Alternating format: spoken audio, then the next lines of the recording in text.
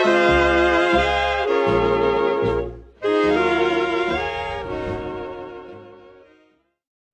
soy Emi. Yo soy Emi. Presentamos. Bienvenidos a un nuevo episodio de M y L. Hoy les presentaremos un tema que tal vez para ustedes no sea tan conocido, pero que igual se ha dado con el paso del tiempo. ¿Qué les parece si Laura ahora les explica de qué se trata? El día de hoy pues vamos a tener un tema que pues ya habrán visto en el intro, es la abolición del pensamiento. Entonces, para explicar este tema van a haber dos fases, que son las dos fases que producen la abolición del pensamiento, ¿sí? Y vamos a estar explicando las dos fases. Una es la intimidación del pensamiento y la segunda es el sujeto pensado.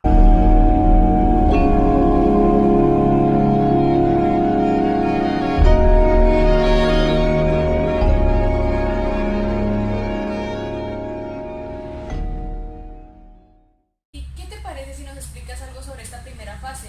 ¿Cómo era la intimidación del pensamiento? Exactamente. Hay varias situaciones que se han visto durante décadas en medio de la educación y sobre todo nos vamos a enfocar en la educación, pero en medio del colegio. Me parece que es súper interesante y súper importante. ¿Qué situaciones se vieron? La represión del pensamiento, se entregan datos, conocimientos, todas estas cosas, pero no se le permite al estudiante pensar.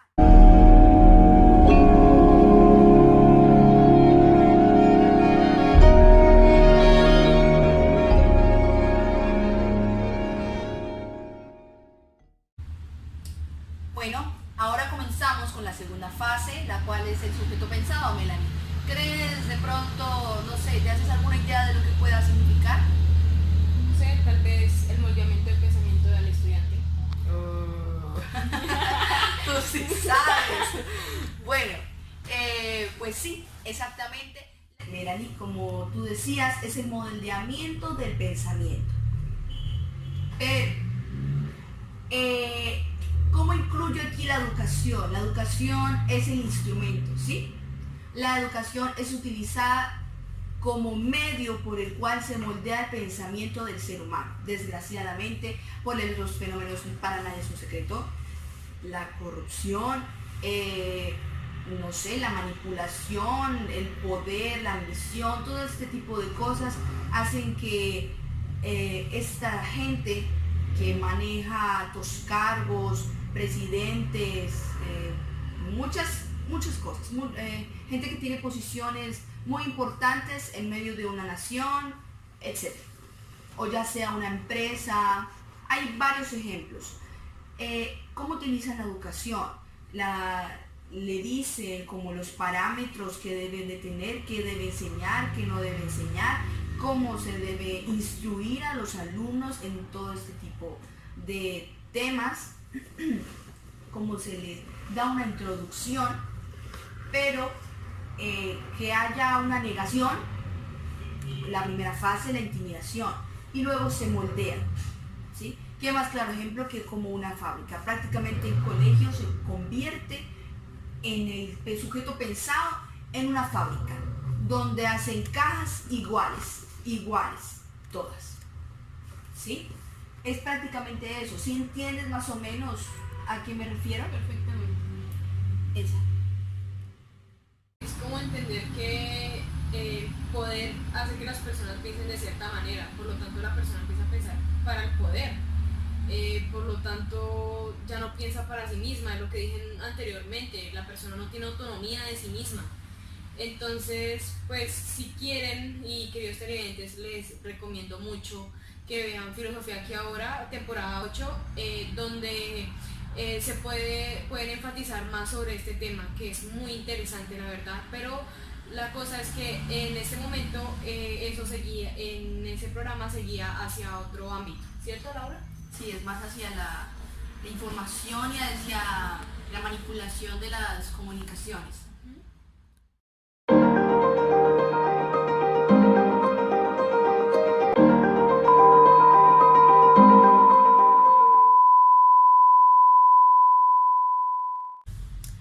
Y con respecto a todo lo que hemos hablado, toda esta situación, este fenómeno que no se ve en todas las instituciones,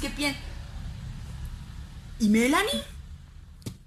El día de hoy nos encontramos con una invitada especial. Ella es Natalie, estudiante de 10º grado. Hola Natalie, ¿cómo te encuentras el día de hoy? Hola Melanie, bien, gracias. ¿Y tú? Muy bien. El día de hoy te voy a hacer una serie de preguntas. Bueno, empecemos. Natalie, ¿recuerdas algo de lo que viste el año pasado? Pues que recuerde, sí, básicamente, más que todo en matemáticas, porque me tocó hacer la recuperación, porque la perdí. Ok, ¿y qué recuerdas exactamente? Pues más o menos recuerdo exactamente así, a fondo no, solo recuerdo más o menos casos de factorización. ¿Y podrías hacernos una explicación sobre ello? No, la verdad no, se me olvidó. Y no sé, alguna otra materia que recuerdes, no sé, bien un tema o algo que te haya gustado en serio. Pues no sé, como que todo era como una rutina, todos los días de lo mismo, entonces como que me aburre, entonces no le prestaba atención a eso. Entonces dices que tal vez el colegio es un poco aburrido. Sí, si no es porque mis papás me obligan, yo no ni siquiera iría al colegio. Ok, Natalie, muchas gracias por estar aquí hoy y pues no sé qué más decir, no hay más preguntas. Bueno, gracias. Un claro ejemplo del sujeto pensado, ya que esta chica, su pensamiento se le ha moldeado conforme a lo que sus maestros quieren y pues lamentablemente en realidad ha perdido su amor por el saber. Ha perdido lo que Stanislao Zuleta diría, la filosofía de la educación. Muy cierto todo lo que dices, Melanie. Es correcto afirmar aquello. Es una situación que se está viendo muy a menudo, pero debemos tratar de cambiar ello. No sé, tú propondrías algo de que, por ejemplo, la gente se concientizara acerca de esto, de que sí es necesario que haya saber, que haya amor por el saber y todas estas cosas, que la educación se hizo para que la gente ampliara sus conocimientos por gusto.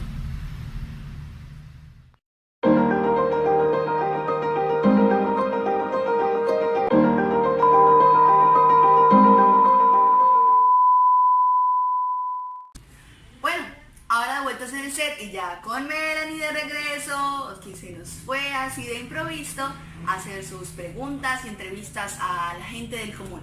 Ya ese es el final, el segmento final del programa y vamos a hacer la pregunta del día y resolverla también entre nosotros y también que ustedes puedan resolverla en sus casas.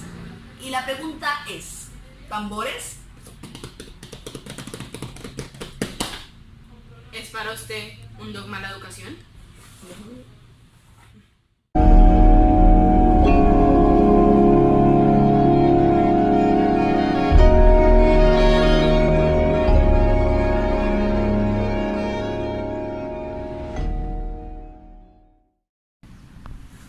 Buenas tardes. Hola, ¿cómo te llamas? Daniel Rivas. Daniel, ¿cree usted que la educación es un dogma? Sí, ¿Por qué? pues se la impone cada persona para salir adelante o se la imponen, digamos, los padres a los jóvenes de hoy en día. Ok, Es Daniel. una forma de salir adelante. Ok, Daniel, muchas gracias. Hola Diana, ¿para usted la educación es un dogma? Depende del área y del punto de vista donde se vea. ¿Por qué? Porque a veces en la casa lo imponemos para los hijos. Hay hijos que no necesitan que se le imponga la educación, les gusta, les fascina, les encanta estudiar, como hay otros que no. Entonces hay que verla desde qué punto de vista la podemos, en qué área se aplica, porque hay diferentes tipos de educación. ¿Sí? Está la educación que se da en casa, está la educación que se da en el colegio o en la universidad, entonces hay que ver desde qué punto de vista se aplica la educación. Ok, muchas gracias. Ana Ferreira. Hola Carolina, ¿crees tú que la educación es un dogma? Sí, es un dogma porque pues hasta cierto punto la educación en este momento se toma de una forma muy cuadrada, es decir que en este momento la educación se está formando desde el punto de vista en que el docente es quien dice y el docente se basa más que todo en los libros, en lo que él encuentra en los libros, eso es lo que le está enseñando a los estudiantes y los estudiantes no pueden salir de más allá de eso. Si una persona, pues desde mi punto de vista, si yo veo que, y me he dado cuenta dentro de la parte de la docencia, que siempre que hay algún alumno, hay alguna persona y pasa en la sociedad que si alguien quiere salirse de ese lineamiento, empiezan los problemas, el bullying y demás cosas, que es lo mismo que está pasando con la educación.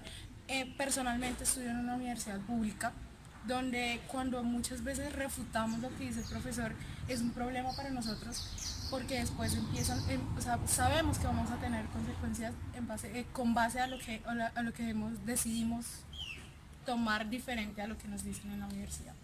Ok, muchas gracias. Juliana Balbuena. Hola Juliana, ¿para ti la educación es un dogma?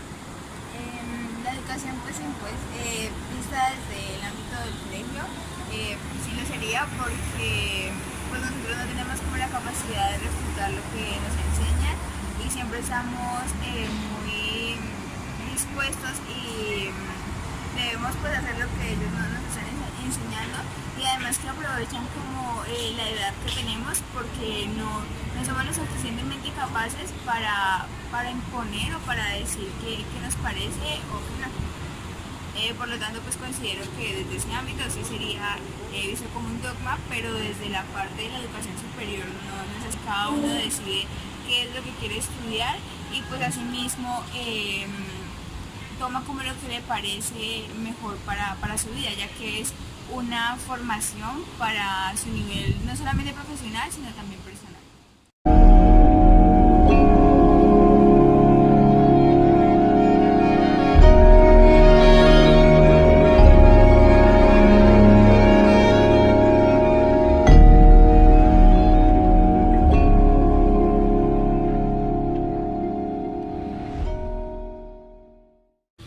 Y ya para terminar, una última pregunta.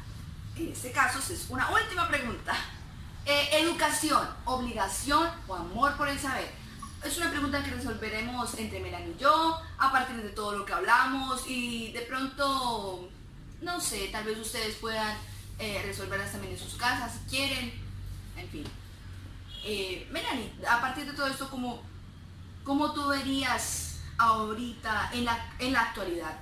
¿Es una obligación o hay amor por el saber aún? Pues yo creo que en la actualidad, con todos los cambios que han habido, es posible decir que la educación ahora es amor por el saber.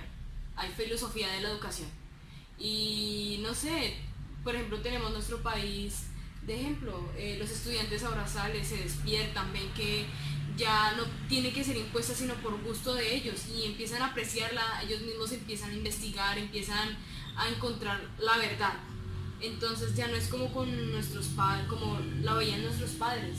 No, ya no es impuesta, para mí, en mi criterio. Sí, la abolición del pensamiento yo siento que todavía se sigue dando, pero nuestros jóvenes se han levantado. O sea, la educación no se libra de la evolución, ¿sí me hago entender? O sea, ella va a estar en un constante cambio.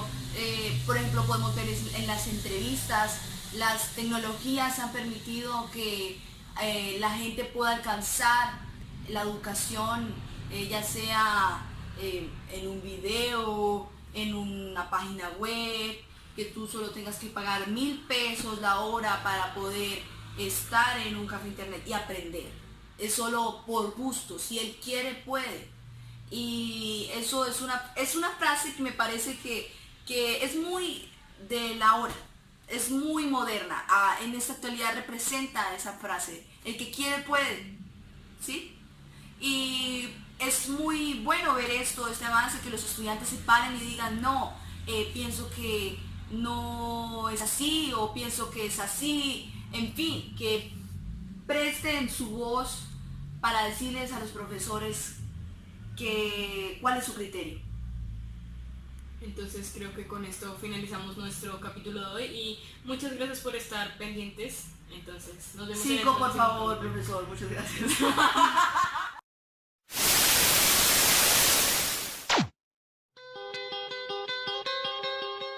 Nos encontramos con... Daniel. Otra vez. Yo no dije 3. Y pues en medio de este episodio, ¿qué piensas?